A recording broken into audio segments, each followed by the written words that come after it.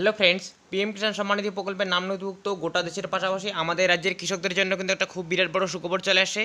কেননা দেশের প্রধানমন্ত্রী শ্রী সম্মানীয় নরেন্দ্র মোদী পিএম কিষাণ প্রকল্পের গত কিস্তি মানে 16তম কিস্তির টাকা আপনারা জানেন যে 28শে ফেব্রুয়ারি কিন্তু গোটা দেশের কৃষকদের ব্যাঙ্ক অ্যাকাউন্টে পাঠিয়ে দিয়েছিলেন। এরপরে কিন্তু আগামী কিস্তি মানে 17তম কিস্তির টাকা দেওয়ার পালা। তো 17তম কিস্তির টাকা দেওয়ার যে পিরিয়ড সেই পিরিয়ড কিন্তু অলরেডি শুরু হয়ে গেছে। এই 17তম কিস্তির টাকা কিন্তু খুব শীঘ্রই কৃষকদের ব্যাঙ্ক অ্যাকাউন্টে ট্রান্সফার করতে চলেছে, এমনটাই কিন্তু মিডিয়া রিপোর্টস অনুযায়ী তথ্য উঠে আসে। কেননা আপনারা জানেন বর্তমানে কিন্তু লোকসভা ভোট চলতেছে।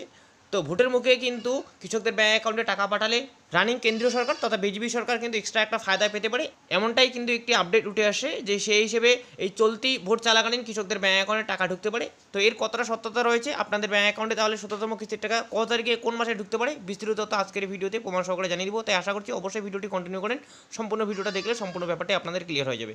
ভিডিওটি শুরু করার আগে আপনাকে যে কাজটি করতে হবে সেটি হলো ভিডিওর নিচে লাইক বাটনে ক্লিক করে ভিডিওতে একটি লাইক দিয়ে দিন এবং পাশে থাকা লাল রঙের সাবস্ক্রাইব বাটনে ক্লিক করে চ্যানেলটিকে সাবস্ক্রাইব করে রাখুন।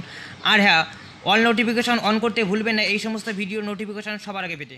তো এই যে বন্ধুরা, বর্তমানে আমরা কিন্তু পিএম কিষাণ সম্মান নিধি প্রকল্পের যে অফিসিয়াল ওয়েবসাইট রয়েছে সেই অফিসিয়াল ওয়েবসাইটে রয়েছি। তো এখানে এসে আপনি যদি একটু জাস্ট নিচের দিকে স্ক্রল ডাউন করেন তাহলে কিন্তু পিএম কিষাণ প্রকল্পের যে পিরিয়ড ওয়াইজ যে পেমেন্টসের ডিটেলস সেটা কিন্তু আপনারা এই জায়গায় লক্ষ্য করতে পাবেন। যেমনটা আপনি দেখতে পাচ্ছেন এখানে কিন্তু পিরিয়ড ওয়াইজ পেমেন্ট ডিটেলসগুলো দেওয়া রয়েছে। আপনারা জানেন যে পিএম কিষাণ প্রকল্পের কিন্তু বছরে 3টি কিস্তিতে 2000 টাকা করে সর্বমোট কৃষকদের ব্যাঙ্ক অ্যাকাউন্টে 6000 টাকা ট্রান্সফার করা হয়। তো প্রতিটি কিস্তির টাকা দেওয়ার যে পিরিয়ড সেই পিরিয়ডগুলো কিন্তু এখানে অনস্ক্রিনে একদম আপনারা লাইভ দেখতে পাবেন বন্ধুরা। একটি কিস্তির টাকা যেমনটা ধরুন আগস্ট থেকে শুরু করে নভেম্বর মাসের মধ্যে দেওয়া হয় এবং এর পরবর্তী কিস্তির টাকা কিন্তু এপ্রিল থেকে শুরু করে জুলাই মাসের মধ্যে দেওয়া হয় এবং আরেকটি কিস্তির টাকা কিন্তু বন্ধুরা সাধারণত ডিসেম্বর থেকে শুরু করে মার্চ মাসের মধ্যেই দেওয়া হয়। তো এখন কথা হচ্ছে দেখুন গোটা দেশের কৃষকরা পিএম কিষাণ প্রকল্পের যে গত যে 16তম কিস্তির টাকাটা পেয়েছিল সেই কিস্তির যে টাকা দেওয়ার পিরিয়ড সেই পিরিয়ড কিন্তু ছিল ডিসেম্বর থেকে শুরু করে মার্চ মাসের মধ্যে। এবং যেমনটা আপনারা জানেন যে গত কিস্তি কিন্তু 16ই ফেব্রুয়ারি কৃষকদের ব্যাঙ্ক অ্যাকাউন্টে এই পিরিয়ডের মধ্যেই পাঠানো হয়েছিল। তো এবারে কৃষকদের ব্যাঙ্ক অ্যাকাউন্টে যে কিস্তির টাকাটা কেন্দ্র সরকার পাঠাতে চলেছেন কৃষকদের ব্যাঙ্ক অ্যাকাউন্টে সেই কিস্তির টাকা দেওয়ার যে পিরিয়ড সেই পিরিয়ড কিন্তু হচ্ছে এপ্রিল থেকে শুরু করে জুলাই মাসের মধ্যে। অর্থাৎ এই এপ্রিল থেকে শুরু করে জুলাই মাসের মধ্যেই কৃষকদের ব্যাঙ্ক অ্যাকাউন্টে পিএম কিষাণ প্রকল্পের আগামী কিস্তি মানে 17তম কিস্তির 2000 টাকা করে ঢুকে যাবে। এবার কথা হচ্ছে বন্ধুরা, দেখুন অলরেডি কিন্তু এপ্রিল মাস শেষের দিকে, তারপরেই কিন্তু মে মাস পড়ে যাবে।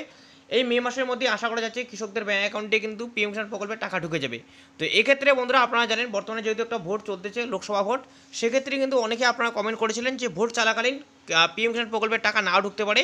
কেননা নির্বাচন কমিশন থেকে জানিয়ে দেওয়া হয় যে কোনো রাজ্য বা কোনো দেশে যখন কোনো একটি ভোট ডিক্লেয়ার করা হয় তারপরে কোনো প্রকল্পের টাকা ট্রান্সফার করা হবে না। দেখুন বন্ধুরা, আপনাদের ক্লিয়ার করে দিই, তেমনটা কিন্তু একদমই নাই।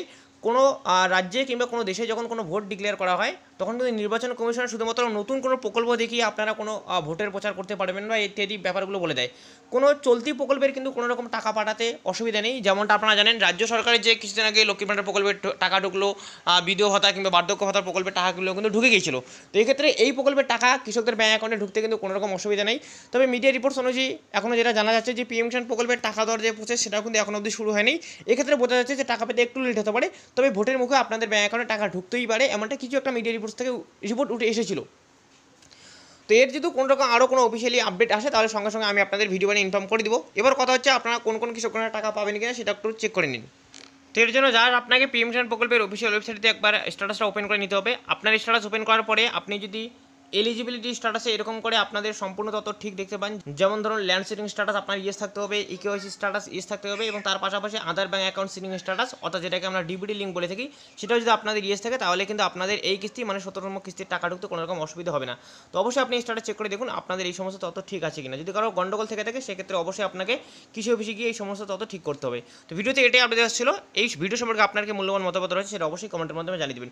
ভিডিও উপকার আসলে অবশ্যই একটি লাইক এবং বন্ধুর সাথে শেয়ার করে দিয়ে তথ্যকে ছড়িয়ে দেবেন। ততদিনে ভালো থাকবেন, সুস্থ থাকবেন। দেখা হচ্ছে খুব শীঘ্র পরে ভিডিওতে। ধন্যবাদ।